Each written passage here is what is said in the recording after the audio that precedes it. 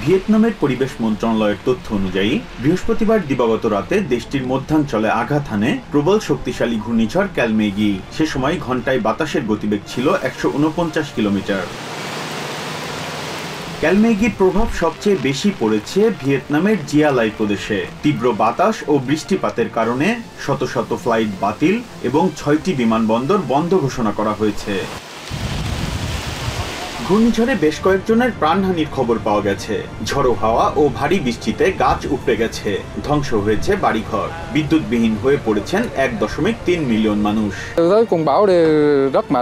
এই ঝড় আমাদের প্রচুর ক্ষতি করেছে। অনেক বাড়ির ছাউনি উড়ে গেছে, পানির সরবরাহ বন্ধ, বিদ্যুৎও নেই। চরম কষ্টে দিন কাটাচ্ছি। আগের কোনো ঝড়ে আমার বাড়ি কখনো ভেঙে যায়নি, তখন শুধু ছাউনি উড়ে যেত, যা ঠিক করে আমি আবার বাড়িতে থাকতে পারতাম। কিন্তু এবার পুরো বাড়ি এবং আমার সবকিছু উধাও হয়ে গেছে। ঘূর্ণিঝড়ের আঘাতে চিংড়ি খামারগুলো ক্ষতিগ্রস্ত হয়েছে, নিঃস্ব হয়ে পড়েছেন চাষিরা। এখন আমার নিজের বলতে শরীরটা ছাড়া আর কোনো কিছুই অবশিষ্ট নেই। এই ব্যবসায় অনেক বিনিয়োগ করেছি, এখন আমি সম্পূর্ণ নিঃস্ব। আমি চেষ্টা করব ঋণ নিয়ে আরো শক্তিশালী খামার গড়ে তুলতে। অন্য কোনো উপায় আমার জানা নেই।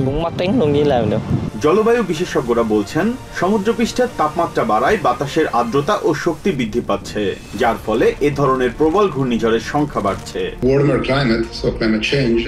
প্রাকৃতিক দুর্যোগের সংখ্যা ক্রমাগত বৃদ্ধি পাচ্ছে।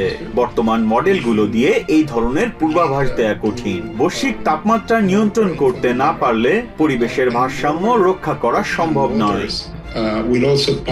গ্রিনহাউস গ্যাস নির্গমন নিয়ন্ত্রণে ব্যর্থ হলে প্রাকৃতিক দুর্যোগ ভয়াবহ আকারে বাড়তে পারে বলে শঙ্কা জানিয়েছেন বিশেষজ্ঞরা। Biprajit Chanda, TVN 24 news desk.